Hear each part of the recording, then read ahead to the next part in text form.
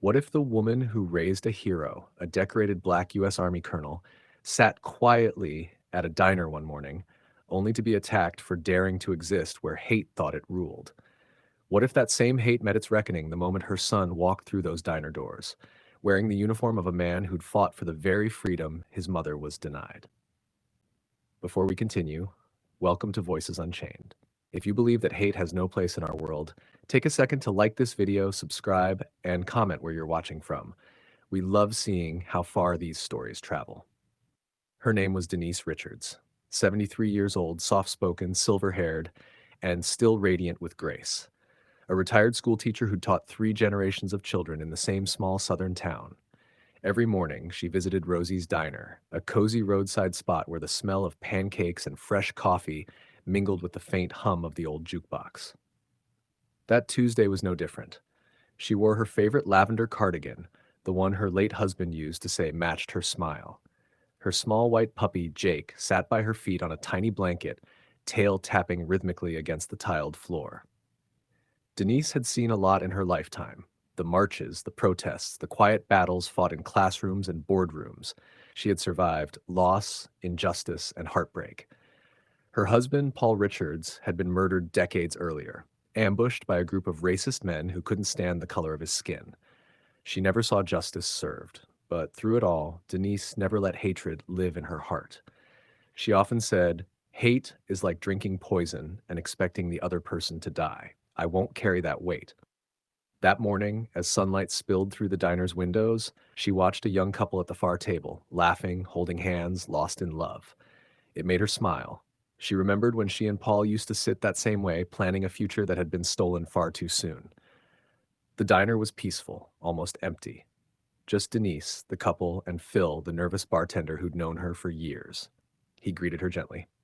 "Morning, Miss Richards." "Morning, Phil," she said with warmth. "How's your little girl doing?" "She's good, ma'am, finally learning her ABCs thanks to that book you gave her." Denise chuckled softly. "Told you she was a bright one." Everything was calm until the door opened. The bell above the diner door jingled, and 2 men stepped in, Mike and Sam. Everyone in town knew them. Mid-30s, white, jobless more often than not, but always full of venom. The kind of men who hid their failures behind mockery and hate. They swaggered inside like they owned the place, boots scuffing against the floor. Phil's hands stilled mid-wipe. The young couple went silent, exchanging uneasy glances. Denise simply sipped her latte, pretending not to notice them. Mike's gaze swept the room until it landed on her. He elbowed Sam and smirked. "Well, what do we have here?" Sam chuckled low. "Looks like we've got ourselves an old chimp sitting in our diner." Phil's jaw tightened, but he said nothing. Mike took a step closer to Denise. "Listen, you monkey, pack your things and leave. Now." Sam added, voice dripping with mock respect. "Before things get ugly, we always respect our elders." Denise looked up slowly, her calm eyes locking on theirs. "I'm not leaving," she said, steady as stone. "I'm waiting for my son." Mike slammed his palm on the table, the sound sharp enough to make Jake yelp and dart beneath the seat. "I don't care who you're waiting for," Mike barked. "You don't belong here." He turned toward Phil. "Ain't that right, Phil?" Phil froze, fear flickering in his eyes. I, I just work here, man," he muttered, looking down. The young couple quietly gathered their things and slipped out the door. The air in the diner grew thick. The hum of the jukebox faded. Denise didn't flinch. "I don't care how I make you feel," she said. "I have every right to sit here like anyone else. Who raised you boys to hate so much?" Sam's smirk faltered. Mike's face twisted with rage. "You got a smart mouth for someone your age," he spat. Then, with a sudden kick, he sent Jake's blanket flying, the little dog whimpering as it tumbled aside. That was the final straw. Denise's hand flew before she even realized. Smack! The sound echoed through the diner. Mike's head jerked to the side.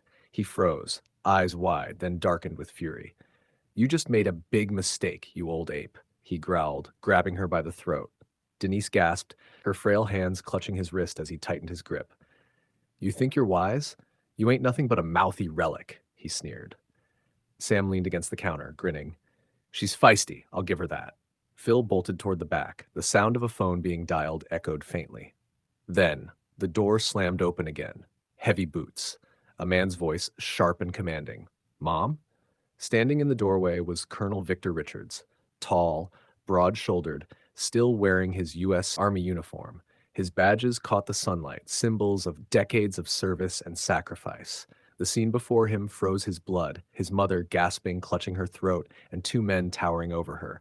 Victor's voice thundered, "Let her go, now!" Mike turned, momentarily stunned by the sight of the uniform. He released Denise, stepping back slightly. Victor rushed forward, kneeling beside her. Mom, you okay? Oh my God. Her voice was raspy. I'm fine, baby, I'm fine. But he could see the red marks on her neck, the fear in her trembling hands, and something inside him snapped, the same pain he'd carried since childhood. Victor Richards wasn't just any soldier. He was the son of Paul Richards, the man murdered by racists when Victor was 10 years old. That tragedy had fueled his entire life. He joined the army to fight against injustice and swore never to let hate win again. Now it had found its way to his mother's table. If this story already has your heart pounding, take a moment, hit that like button, share it, and subscribe. Stories like this remind the world that silence protects the oppressor, not the victim. Victor rose slowly, his tone deadly calm. How dare you lay your hands on my mother? Mike tried to sound bold. She refused to follow a simple rule.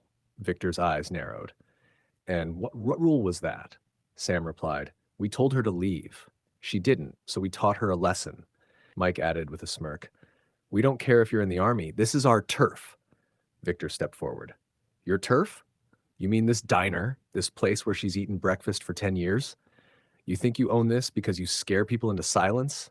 Mike chuckled nervously. Big man with a badge, huh? What you gonna do? The answer came faster than words. Victor lunged, his training precise, his movements sharp. He grabbed Mike by the collar, drove him against the counter, and landed a clean, thunderous punch to his ribs. Mike stumbled, trying to swing back, but Victor caught his arm, twisted, and threw him to the floor. Sam shouted, pulling a pocket knife. Victor turned, blocked his arm, swept his leg, and pinned him hard against the tiles. The knife clattered across the floor. Within seconds, both men were on the ground, groaning, humiliated, beaten not just physically but morally. Sirens wailed in the distance. Phil had called the police. When officers burst through the door, they froze at the sight. A decorated colonel restraining two bloodied thugs, while an elderly woman sat trembling beside a frightened puppy. Witnesses returned. The young couple, Phil, all confirming what had happened. Mike and Sam were handcuffed, their faces swollen, their arrogance finally broken. As they were let out, Victor said to them, "You boys will regret ever thinking hate made you powerful." Later, Denise sat in an ambulance, her neck bandaged, Jake nestled safely in her lap. Victor stood beside her, hand on hers, guilt written all over his face. "I should have been here sooner, Mom. I should have protected you." She smiled weakly. "You did, baby. You always do. You came right when you were meant to." Reporters gathered outside the diner later that day. The story spread quickly. Colonel defends mother from racist attack. Within hours, the video from a security camera surfaced. The world saw everything. Mike and Sam were arrested on charges of assault and hate crimes. Phil publicly apologized to Denise, tears in his eyes. "I should have stood up sooner," he said. Denise placed a gentle hand on his shoulder. "You did what you could. Next time, don't be afraid to do what's right." Weeks later, Rosie's diner reopened with a new sign by the door. "Hate has no seat here." Denise returned to her favorite spot by the window every Tuesday. Same time, same latte, same calm smile. Only this time, her son sat across from her in uniform, the sunlight gleaming off his medals as Jake wagged his tail between them. "You know," Denise said softly, "your father would have been proud of you."